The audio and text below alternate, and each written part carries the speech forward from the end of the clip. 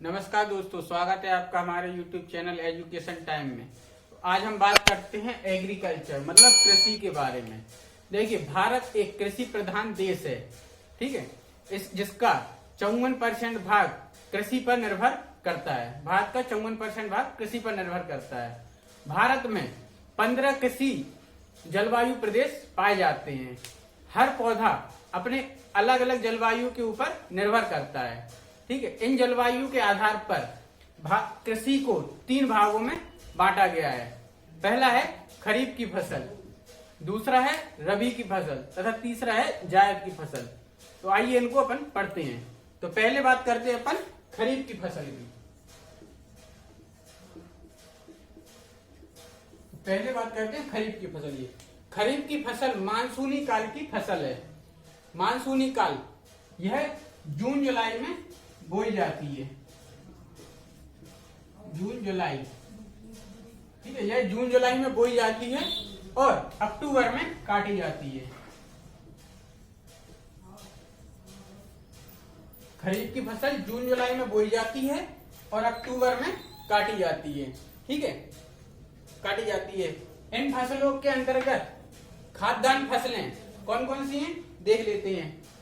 खरीफ की फसल के अंतर्गत खाद्यान्न फसलें, खाद्यान्न फसलों के अंतर्गत आएगी अपनी धान, ज्वार, बाजरा, मक्का और कपास। ये आ जाएंगी अपनी खाद्यान्न फसलों के अंतर्गत। कौन कौन सी आएंगी आप नोट करते जाइए। कौन सी? धान, ज्वार, बाजरा, मक्का, कपास और तंबाकू। ये आती है अपनी खाद्यान्न फसलों के अंतर्गत। अब खरीफ में अगली फसल होती है अपनी दलहन फसलें। दलहन मतलब दालें। जितनी भी दालें होती हैं खरीफ में वो आएंगी दलहन फसलें। दलहन फसलों के अंतर्गत अपनी मूंग, उड़द, सोयाबीन और लोबिया, ये अपनी दलहन फसलों के अंतर्गत आती हैं खरीफ के अंतर्गत। तथा तिलहन फसलें मतलब तेल, जिन फसलों से हमको तेल की प्राप्ति होती है उनको अपन तिलहन फसलें कहते हैं। तिलहन फसलों के अंतर्गत सोयाबीन, मूंगफली, सूरजमुखी और अरंडी, ठीक है। ये होती हैं तिलहन फसलें जिनसे तेल की प्राप्ति होती है। देखिए, सोयाबीन अपनी दलहन के अंतर्गत भी आता है और तिलहन के अंतर्गत भी आता है, ठीक। अगली फसल है अपनी रबी की फसल। रबी,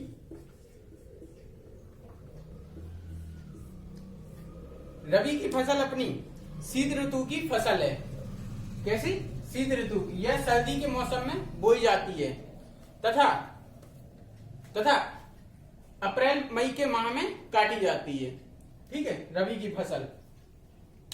इन फसलों के अंतर्गत अपने गेहूं, जौ, सरसों, मटर, चना, गन्ना और बरसी में आप नोट करते जाइए कौन कौन सी हैं अपनी फसलें रबी के अंतर्गत।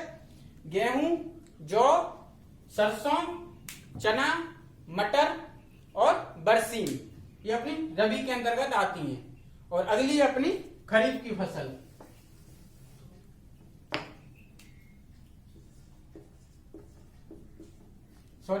अगली अपनी जायद की फसल।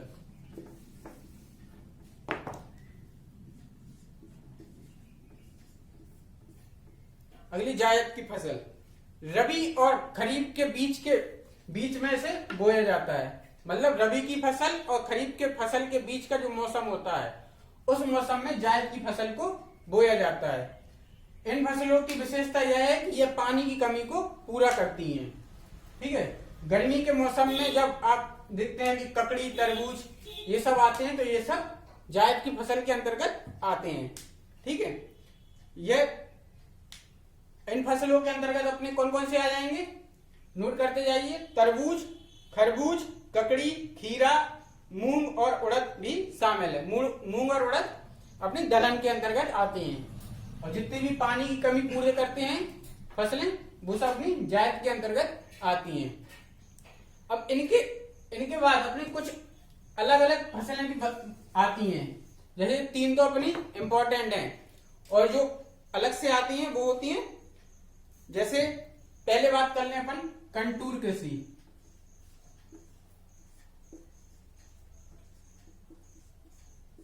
देखिए, कंटूर कृषि क्या होती है। यह ढालू क्षेत्रों पर ढाल की सीढ़ी नुमा बनाकर कृषि की जाती है। जैसे कोई पहाड़ है, ठीक है, पहाड़ पर सीढ़ी टाइप में इसकी कृषि की जाती है, ठीक है, सीढ़ी टाइप में कृषि की जाती है, जिसे अपन कंटूर कृषि कहते हैं। इस कृषि की विशेषता यह होती है कि जब आपने इस क्षेत्र में कोई फसल उगाई है तो उसके जस्ट नीचे वही फसल नहीं होगी, ठीक है, उसमें एक गैप छोड़ के दूसरी फसल होगी, ठीक है। मतलब जैसे आपने यहाँ पर चाय की खेती की तो यहाँ पर आप चाय की खेती नहीं करेंगे, यहाँ पे आप और किसी चीज की खेती करेंगे, पर उसके बाद आप चाय की खेती कर सकते हैं। मतलब एक सीढ़ी छोड़कर एक सीढ़ी, जिसको अपन कंटूर कृषि के अंतर्गत रखते हैं, ठीक है। अब बात करते हैं क्रैश क्रॉप या नगदी फसलें। नगदी फसलें क्या होती हैं? नगदी फसलें, इन फसलों का उपयोग आप बेचने के लिए करते हैं, ठीक है। मतलब इनका उपयोग आप खाद्यान्न की दृष्टि से कम और बेचने की दृष्टि से ज्यादा करते हैं, उनको अपन नगदी फसल के अंतर्गत रखते हैं, ठीक है। नगदी फसल के अंतर्गत अपनी कौन कौन सी चीजें आ जाती हैं?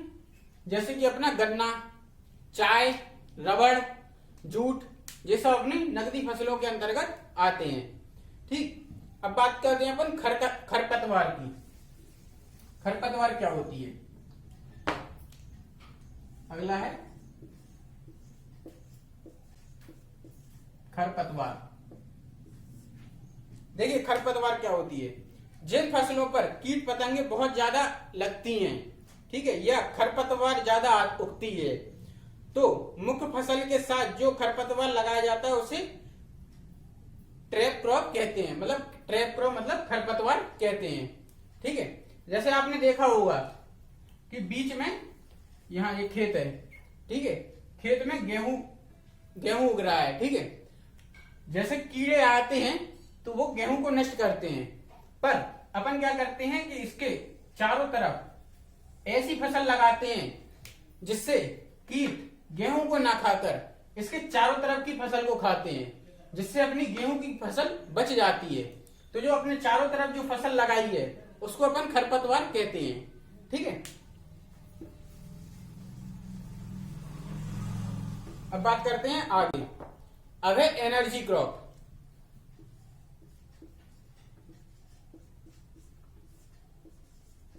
एनर्जी क्रॉप, एनर्जी क्रॉप क्या होता है? जिन फसलों को एनर्जी मतलब ऊर्जा के क्षेत्र में किया जाता है, जिन फसलों का उपयोग ऊर्जा के क्षेत्र में किया जाता है, ऊर्जा मतलब जिससे अपन को ऊर्जा मिलती है, उस और बायोडीजल या एल्कोहल बनाया जाता है, उसको एनर्जी क्रॉप कहते हैं, ठीक है। बायोडीजल और एल्कोहल किस चीज से बनाया जाता है? जैसे अपना मक्का हो गया, ठीक है, आलू हो गया, इससे अपन को बायोडीजल मिलते हैं। अब इन ये फसलें कौन कौन सी होती हैं एनर्जी क्रॉप के अंतर्गत देख लेते हैं। जैसे कि अपना गन्ना, आलू, मक्का, जेट्रोफा, ठीक है, ये सब अपनी एनर्जी क्रॉप के अंतर्गत आती हैं, ठीक। ये हो गई आज की अपनी फसलें। अब बात करते हैं अपन भारत की कुछ प्रमुख खाद्यान्न फसलों के बारे में। खाद्यान्न फसलों के अंतर्गत जैसे अपनी चावल, गेहूं, मक्का, इनके बारे में पढ़ते हैं। पहले बात करते हैं अपन चावल की। देखिए चावल को स्टार्ट करने से पहले आप एक चीज जान लीजिए, जैसे चावल और गेहूं किस जगह पे उत्पादन होता है चावल और गेहूं का। देखिए ये अपना ग्लोब है, देखिए कर्क रेखा और मकर रेखा के बीच का क्षेत्र उष्णकटिबंधीय होता है, ठीक है। इस जगह पे अत्यधिक गर्मी पड़ती है, तो जहां पे अत्यधिक गर्मी मतलब भूमध्य रेखा के ऊपर और भूमध्य रेखा के नीचे, इस जगह पे चावल का उत्पादन होता है, ठीक है। चावल का उत्पादन कभी भी इनके ऊपर और इनके नीचे नहीं हो सकता, क्योंकि चावल की एक विशेषता से अत्यधिक गर्मी की आवश्यकता होती है, ठीक है। इसी के ऊपर और इसके जस्ट नीचे का क्षेत्र होता है अपना शीतोष्ण कटिबंधीय। मतलब शीतोष्ण कटिबंधीय मतलब हल्की सी ठंड ऊपर और हल्की सी ठंड यहाँ पे होती है, ठीक है। इस जगह पे अपनी गेहूं उगाया जाता है। आपने भारत में भी देखा होगा, जैसे भारत अपना यहाँ पे आता है, तो भारत में जो कर्क रेखा है, कर्क रेखा के ऊपर वाले क्षेत्र में आपने देखा होगा कि हमेशा वहां पर गेहूं उगाया जाता है। और कर्क रेखा के नीचे वाला क्षेत्र, मतलब नीचे वाले क्षेत्र जैसे पश्चिम बंगाल हो गया और अपना तमिलनाडु, आंध्र प्रदेश हो गया, यहाँ पर हमेशा चावल उगाया जाता है। ठीक है, तो ये थी इसकी बात। चावल अपना कर्क रेखा और मकर रेखा के मध्य वाले क्षेत्र में, मतलब इसमें जितने भी देश आएंगे वहां पर चावल उगाया जाता है गर्मी वाले क्षेत्र में, और शीतोष्ण वाले क्षेत्र में अपना गेहूं उगाया जाता है। तो अब बात करते हैं आगे चावल की। देखिए, चावल एक ग्रेमिनी कुल का पौधा है। ठीक है, चावल कौन से कुल का पौधा है? ग्रेमिनी। ये पेपर में बहुत पूछा जाता है, चावल कौन से कुल का पौधा है, तो ग्रेमिनी कुल का पौधा है। ठीक है, चावल का वानस्पतिक नाम, मतलब वनस्पति नाम क्या है? Oryza sativa. वनस्पति नाम क्या है? Oryza sativa. ये चावल का वानस्पतिक नाम है। ठीक है, चावल एक उष्णकटिबंधीय जलवायु वाला पौधा है, ये तो हम बता चुके हैं आपको। ठीक है, विश्व में चावल की खेती के अंतर्गत सबसे ज्यादा क्षेत्र भारत में है। ठीक है, विश्व में चावल की खेती के अंतर्गत सबसे ज्यादा क्षेत्र किसके पास है? भारत के पास। लेकिन सबसे ज्यादा उत्पादन कौन करता है? चीन। ठीक है, मतलब पहले नंबर पे आता है चीन उत्पादन की दृष्टि से, और दूसरे पे आता है अपना भारत। भारत के पास भूमि सबसे ज्यादा है चावल उत्पादन के लिए, लेकिन उत्पादन कौन करता है? अपना चीन।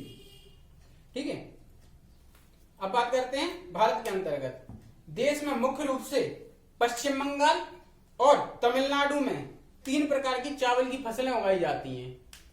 सबसे ज्यादा कहां उगाई जाती है? पश्चिम बंगाल, तमिलनाडु में 3 प्रकार की फसलें होती हैं चावल की किस्में।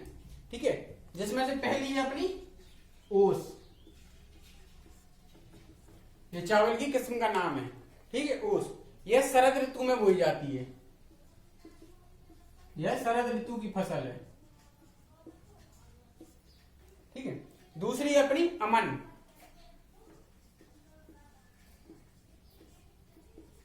अमन है अपनी शीत ऋतु की फसल।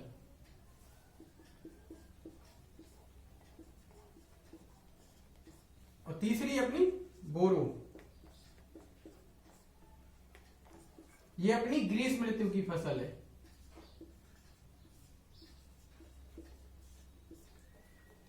ठीक है, जो तमिलनाडु और पश्चिम बंगाल की किस्मों के नाम है कौन सी? ओस, अमन और बोरो। ठीक है, ये कहाँ ये कब बोई जाती है? ओस बोई जाती है अपनी शरद ऋतु में, अमन शीत ऋतु की है, और बोरो कब की है? अपनी ग्रीष्म ऋतु की। ठीक है, अब आगे बात करते हैं भारत में उत्पादन का क्रम, सर्वाधिक उत्पादन का क्रम। ठीक है, देखिए सबसे पहले नंबर पे आता है अपना पश्चिम बंगाल चावल उत्पादन में। पहले पे कौन आता है? पश्चिम बंगाल। ठीक, दूसरे नंबर पे आता है अपना उत्तर प्रदेश।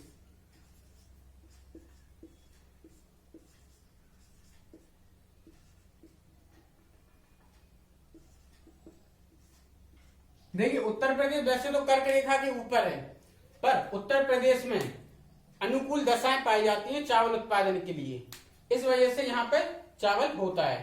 ठीक है, तो तीसरे नंबर पे आता है अपना आंध्र प्रदेश।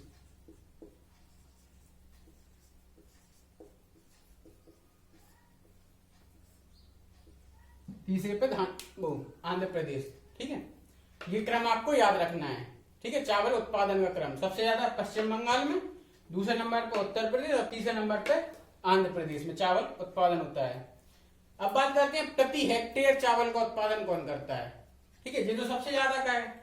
अब प्रति हेक्टेयर मतलब 1 हेक्टेयर में सबसे ज्यादा चावल उत्पादन कौन करता है, तो प्रति हेक्टेयर के अंतर्गत सबसे ज्यादा चावल उत्पादन करता है अपना पंजाब। ठीक है,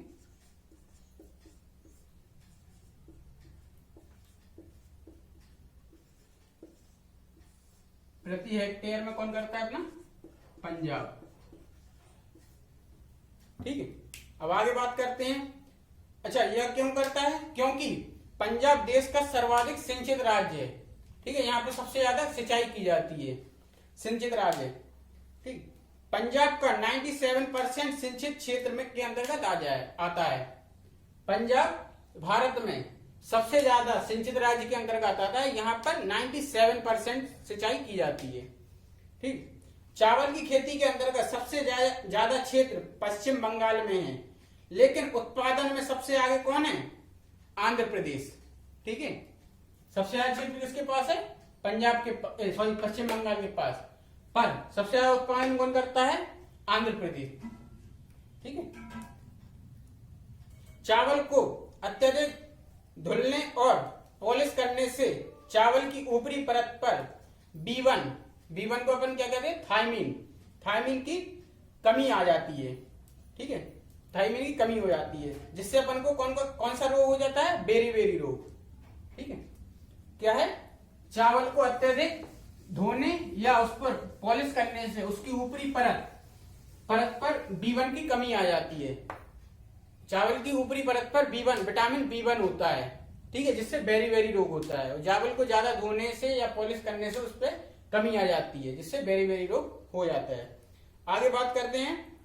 गोल्डन धान चावल की एक प्रजाति है।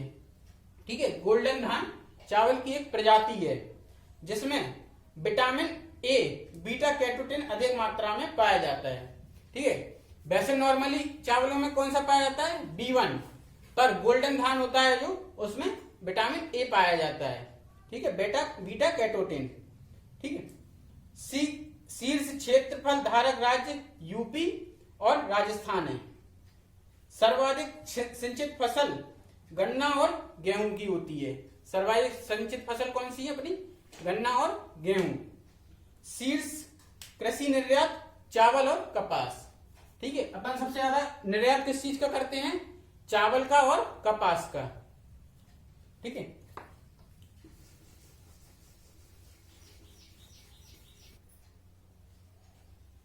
तो आइए अपने लेक्चर को यहीं पर समाप्त करते हैं। आज के लेक्चर को कल हम बात करेंगे गेहूं और मक्का के बारे में।